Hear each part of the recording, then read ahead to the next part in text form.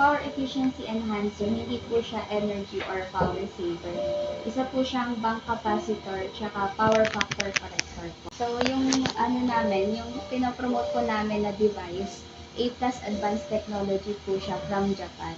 So, di ba po kapag Japan, alam natin na 20 years ang advance nito sa bansa natin pagdating po sa technology. So, yung bank capacitor po na sinasabi dito is ibig sabihin po nun, kinokorrect po niya yung power factor, in-stabilize na po yung voltage, tapos po, in-reduce na po yung system loss sa mga inductive loads. So, yung mga inductive loads po, ito po yung mga appliances natin na motor po. Katulad ng electric fan, yung dental chair po, na kayong compressor. So, yung mga inductive loads po, meron po silang tinatawag po na reactive power. Yung reactive power po, ito po yung wasted electricity.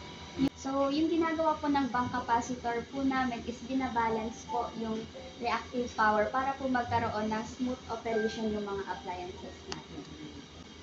So, meron po tayo ditong analogy ng beer para po makita natin kung paano na-measure yung power factor. So, ito po, yung beer foam, tsaka yung beer mismo.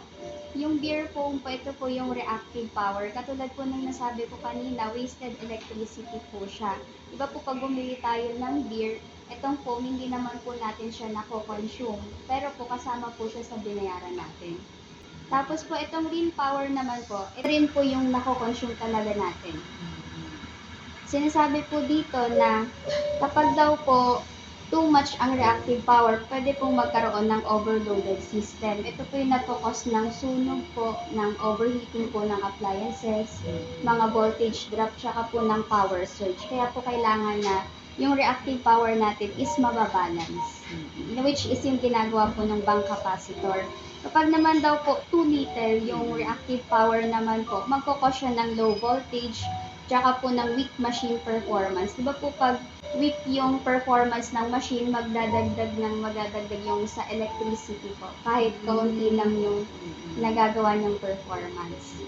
Tapos po kaya po pinapromote po namin yung device po na ito kasi yung Philippines po ay isa po sa may pinakamataas na price pagdating po sa electricity sa buong Southeast Asia po.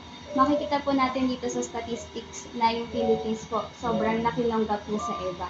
Kasi po yung ibang bansa po, meron po silang tinatawag na nuclear power po na nag-aano sa power nila na maging stabilized, unlike po sa Philippines. Tsaka po makikita rin natin na yung electricity rates po sa US ay centavos lang po per kilowatt hour. Hindi po katulad dito, 17 pesos po kaagad. Tsaka na po centavos lang. Tsaka po, meron din po kasi sa kanilang pinapatupad na po na kailangan talagang gumamit ng power enhancer. Kaya So, po, yan yun. opo. Kaya po kahit magdamag po open yung aircon nila, okay lang po kasi centavos lang naman po yung kilowatt per hour nila, unlike po sa Philippines. Sir Daniel Danlab po, siya po ay merong 20 years of experience na po. Siya po ay isang electrical engineer po na mula po siya sa Japan, pero po isa po siyang Pilipino. And ito po yung asawa niya, si Ma'am Villalanza. So yung pinaka-function po ng device namin is ito po, nagpo-provide po siya ng protection for electrical system. So, katulad po nung nabanggit ko po kanina, di ba po yung kapag po mataas yung reactive power, nagkakos po ng sunog.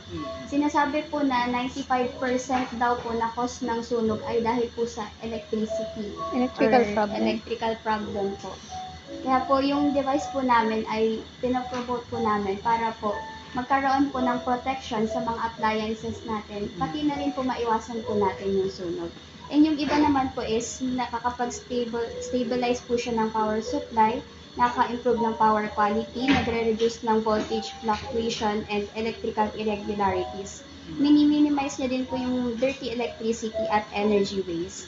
At ine-enhance yung appliance and equipment performance. Also, sinusuportahan niya rin po environmentally responsible and sustainable energy use. So, marami pong nagtatanong kung ano daw po ba yung batas sa Pilipinas na nag-a-allow na sa mga household na gumamit ng electricity efficiency device. So, ito po yung video po. Duterte yung sa batas na RA RA 11285. Ito po ay panawagan po ng gobyerno na kailangan na pong magtitip natin na bilang mga Pilipino para po sa power stability po ng bansa natin. Kasi nga po mataas yung sa Pilipinas. So yun po yung sinusuportahan po natin. And nagko-comply din po kami sa RA 7394, Consumer Act of the Philippines. Dito po sinasabi po na, di ba po tayong mga consumer, tayo ay may karapatan na magkaroon ng safe at mapalayo po tayo sa kapahamakan ng isang produkto na kinokonsume natin. Kaya naman po dito po sa device natin, meron po siyang standard na product quality, may labeling and packaging. Mga branches naman po, makikita po natin na nationwide na po siya. Meron po siya sa Luzon, Visayas at Mindanao. Yung mga green po, ito po yung mga office. Tapos, yung mga orange naman po, ito po yung mga distributor po. Pwede po. Wala po. Baka hinihintay ka ng doc or maging staffist. Wala pa sa Makati.